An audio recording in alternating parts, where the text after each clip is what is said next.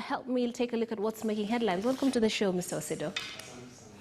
Right. Now, we'll start off with the Standard this morning. We're told how furious Uhuru told off DP allies. Now, tongue lashing is what they're saying transpired yesterday. The president dressed down Jubilee leaders led by Deputy President during a tense parliamentary group meeting where House Majority Leader Aden Duale survived a purge that threw out two Ruto allies from key leadership posts. Now, this is the angle that political story has been. This is the angle the Standard has taken as far as this political story is concerned. And on page 6, they go further into more details. When it comes to this, of course, it's a developing story. This is nothing new, but that's every day brings a new twist to this story. Mr. Osido, when you look at the way it has been covered in the Standard, what do you make of it? Thank you so much. I believe that the writers of the Standard story more or less captured the tone and the mood of His Excellency the President. Yes. Because what I read from this is that actually three things. One, the President is coming out as the leader of the Jubilee Party. Right. And the leader of the government, that is the President. Number two, the President is stamping his foot and he's saying, I demand and expect respect from the people that I am leading and the people that are supposed to be helping me to achieve the third issue, which I see coming out, which is the Big Four agenda. And the President is also concerned about maybe his legacy, and he is saying that we cannot be able to achieve this, and Kenyans are expecting more from us, which we cannot be able to get given the kind of environment that we have seen Jubilee running and operating in for the last almost 4 years.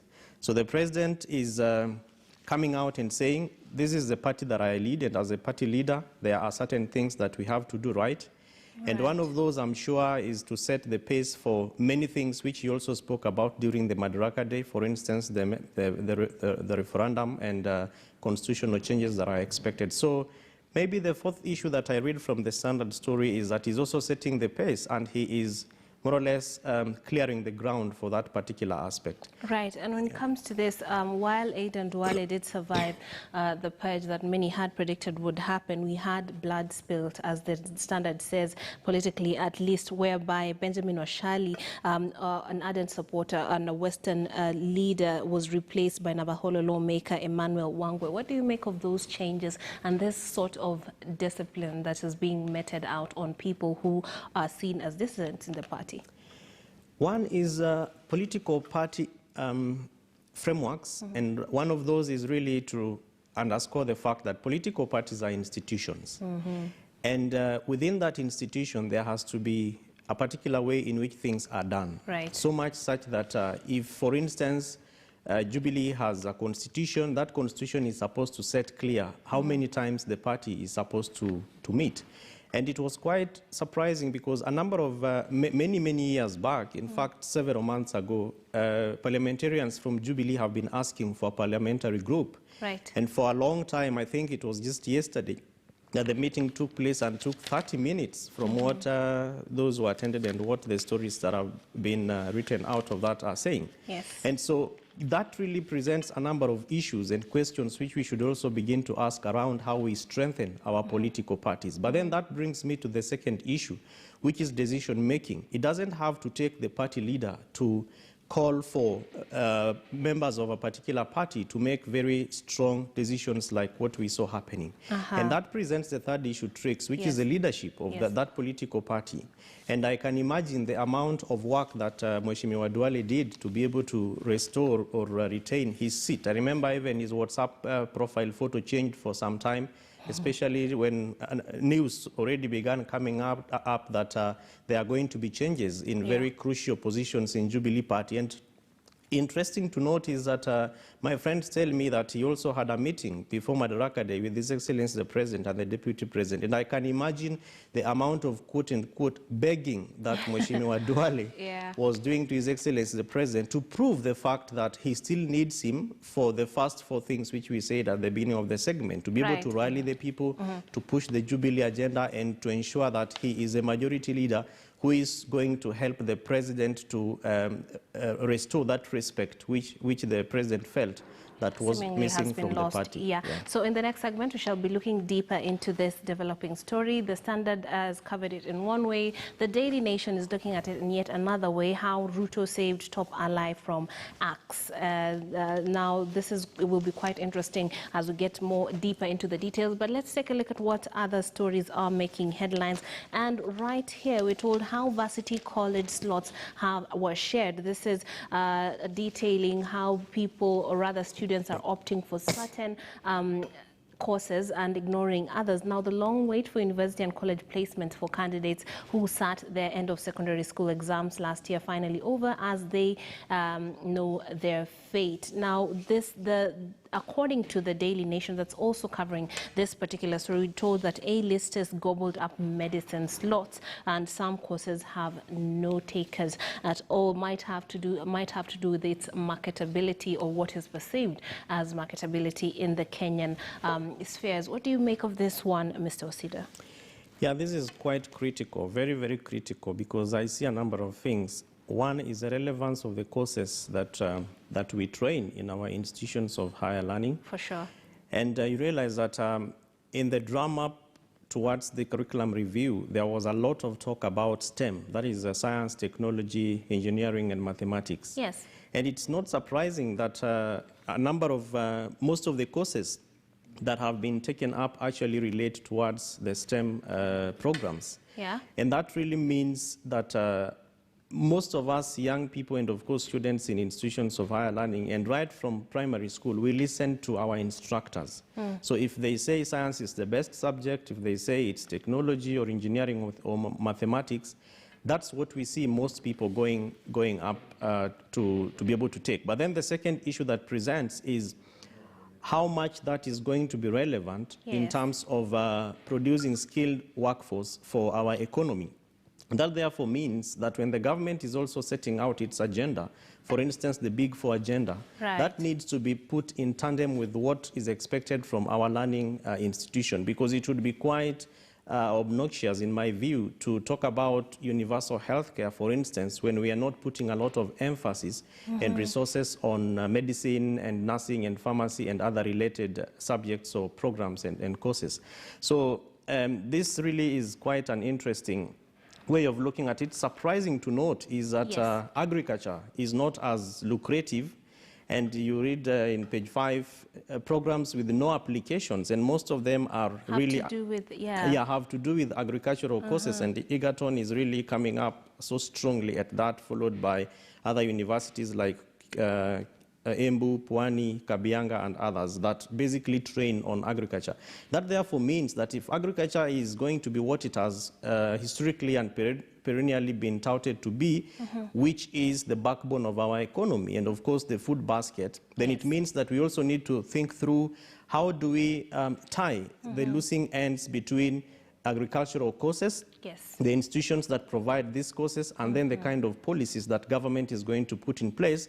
And much more fundamentally is how we make it much more exciting and lucrative to young people. And that means that even the place of research in agriculture, so that young people must not see agriculture from the perspective of hard work, hard labor. You have to go to the shamba, putting on gumboots and carrying big jembes and, pulling cows here and there, or working on very huge tractors, because then that also presents the place of engineering and agriculture, so that then the people who have been trained on engineering also need to add value to the agricultural aspects. When that is done tricks, I don't think Kenya will continue to deal with issues like food shortages and the kind of poverty that we see that is eating the bulk of the population. Absolutely, and there's the element that the economy heavily depends on agriculture, and so this should be actually a priority as far as enticing the youth to take up these courses and be assets to the country as far as that is concerned. Joseph Keyoko, who's a governance consultant, is joining us.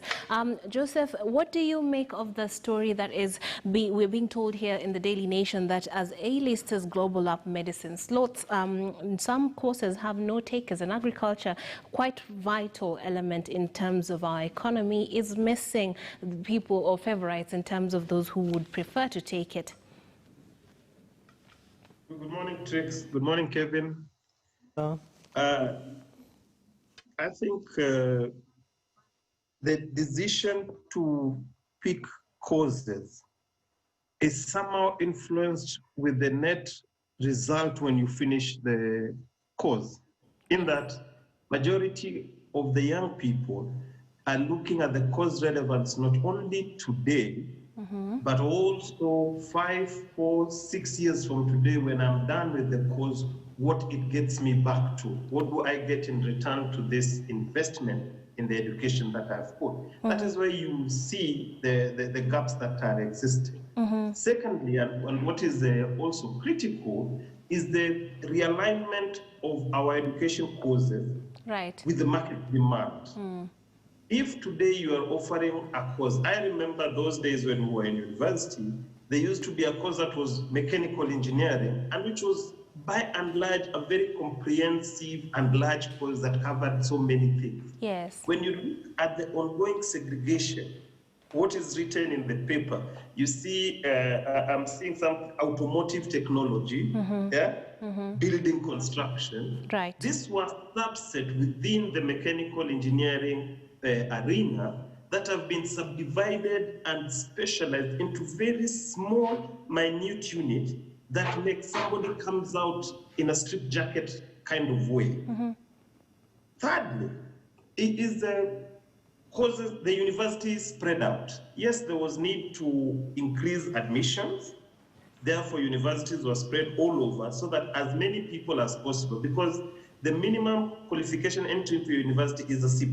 Yes. And truly, anybody who gets a C+ and above must get to the university. And therefore, there was that need to spread out and get as many people as possible to do the requisite courses. Yeah. But again, how are the faculties in this university based? Do they have competent faculties to run the courses that are there? Yes. I'm seeing, for example, without casting aspersions to any one of the universities that have been listed, how the course of medicine and the Bachelor of Medicine and Bachelor of Surgery, which is a top notch, really very specialized, Yes. being spread out thoroughly, and you're seeing universities that you start questioning yourself. If my daughter had a choice of going through Nairobi University or some other university, and I don't want to, like, I get cast aspersions on them, the pressure is more on Nairobi University because of history, a grounded faculty, For sure. as And the opposed to these facilities. universities that are offering same course, and you don't know what's going to happen. Look at the law degree at Moi University. 3 years ago, the Institute of Kenya School of Law did put out a notice that they could not talk or speak properly about the quality of law studies and courses that are being offered by Moi University, and there's a standoff.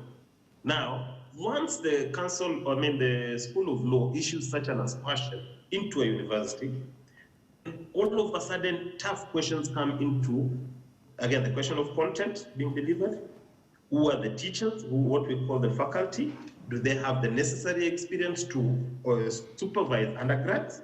Do they have the necessary experience and qualification to supervise master's students? And what about the PhD courses that are being offered at those courses? Now, all of that must come into play when you're looking at the university thing. Absolutely. But radically, something that I would like to add about university, because I'm passionate about it, Yeah.